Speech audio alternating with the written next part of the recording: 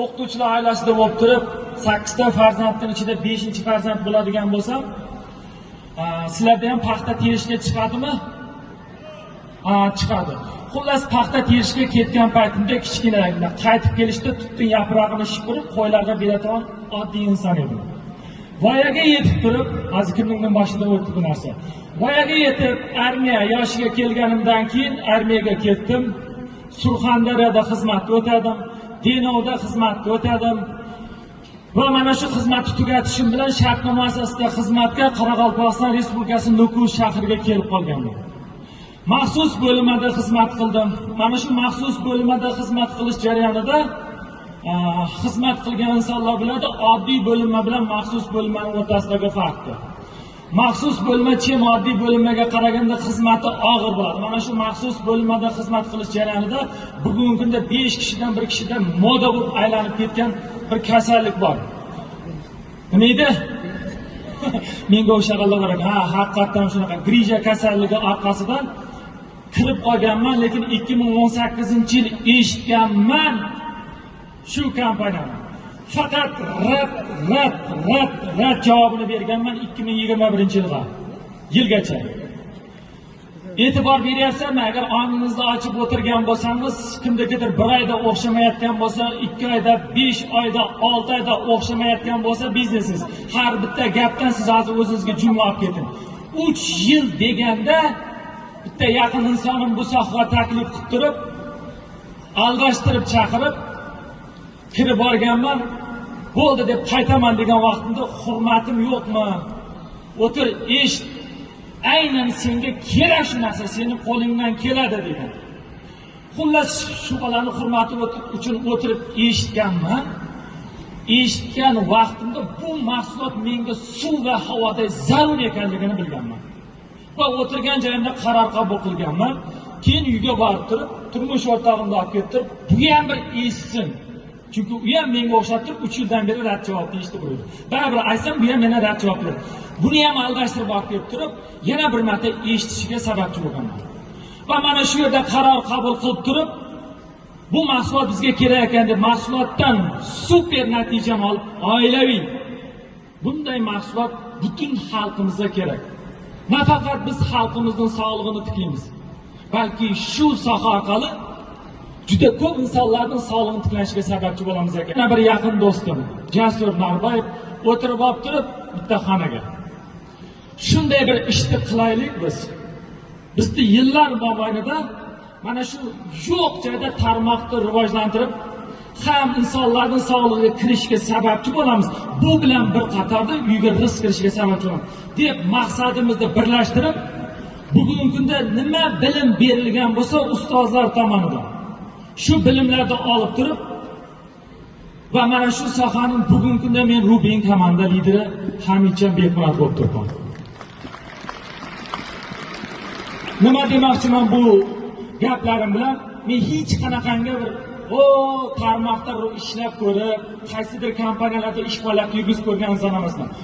To'g'ridan to'g'ri adashib, shunaqangi original kompaniyaga kelib qolganman, shunaqangi ishonchli kompaniyaga kelib qolganman, xuddi sizlarga o'xshab turib. Bugun sizda o'xshashi qiyin bo'lib turgan bo'lsa, demak sabrli bo'ling.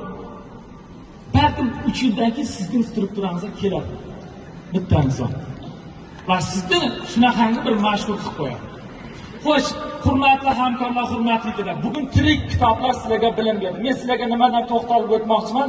Bu biznesda biz kerak emas degan so'zlar, lekin bu biznesda juda ham kerakli bo'lgan. Ya'ni ovqat pishirsangiz tuzi qanchalik muhim bo'ladi, xuddi shunday jarayonlar bor.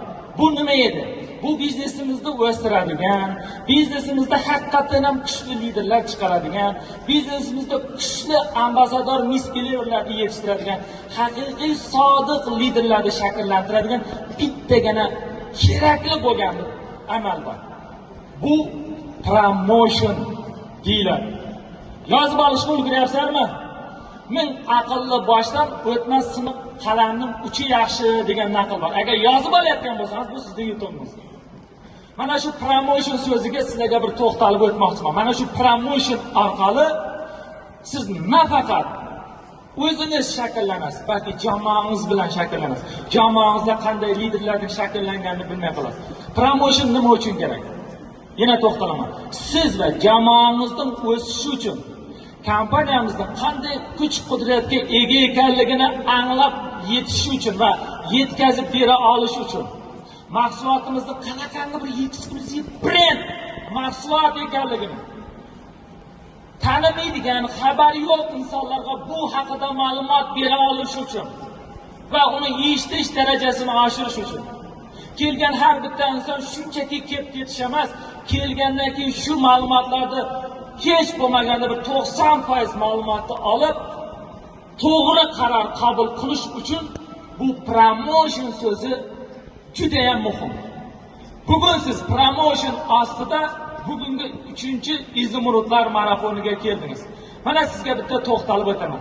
Shu promotion evaziga kelmayman, vaqtim yo'q, borolmayman, erim ruxsat bermaydi, qaynotam ruxsat bermaydi, farzandim bor deb tursangiz ham sponsoringiz yaxshigina promotion qilganidan keyin kelganlar bormi? Ana endi sizga savol. Xafa emasmisiz sponsoringizdan? O'xshamayapti. Yo'q. Xafa emasmisiz? Eshitmadim. Bu haqiqiy beleverchilarning ovozi bo'ldi. Men ham xuddi shunday etapdan o'tganman. Men qanday bo'lganman? Ana o'shanday promotion Olmaota shahrida bo'lib o'tdi. Kompaniyamizning adashmasam 2021-yil ekspansiyasida shu marafonga shunaqangi bir promotion qildi. Pulim yo'q, bora olmayman deganman. Hamidaga shu so'zni bir marta aytdingiz, ikkinchi marta aytmasligingiz uchun ham borishingiz kerak degan. Qanday boraman deganman. Pensiyam bor, lekin 2 ta kreditim bor, ketadi unga deganman. Yana 3 ta farzandim bor, ularni boqishim kerak. Qanday yetkazaman? Bilmayman, toping boring degan. Borishingiz kerak. Harbiy sohada bizda bitta narsa bor. Aytildimi?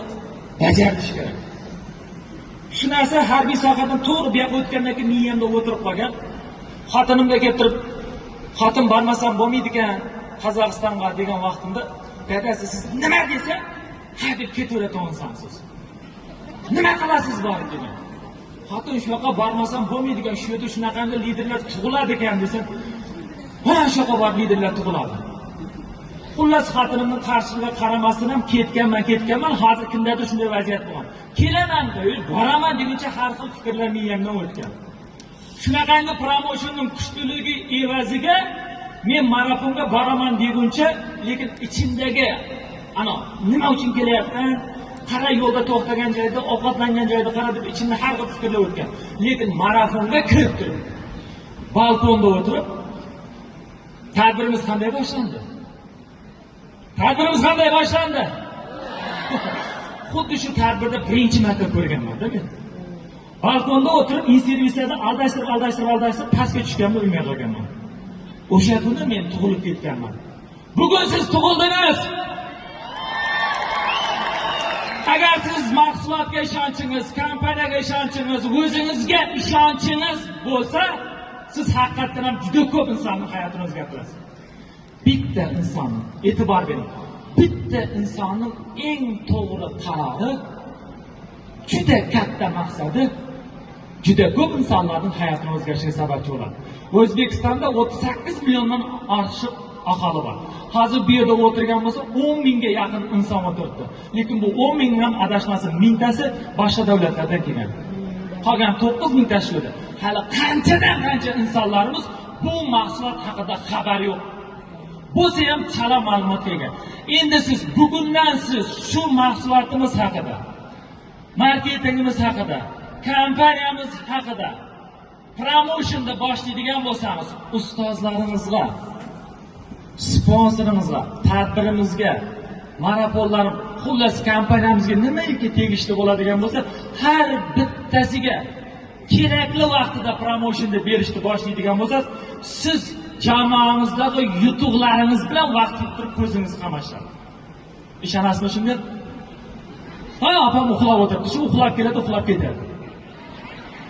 Xo'sh,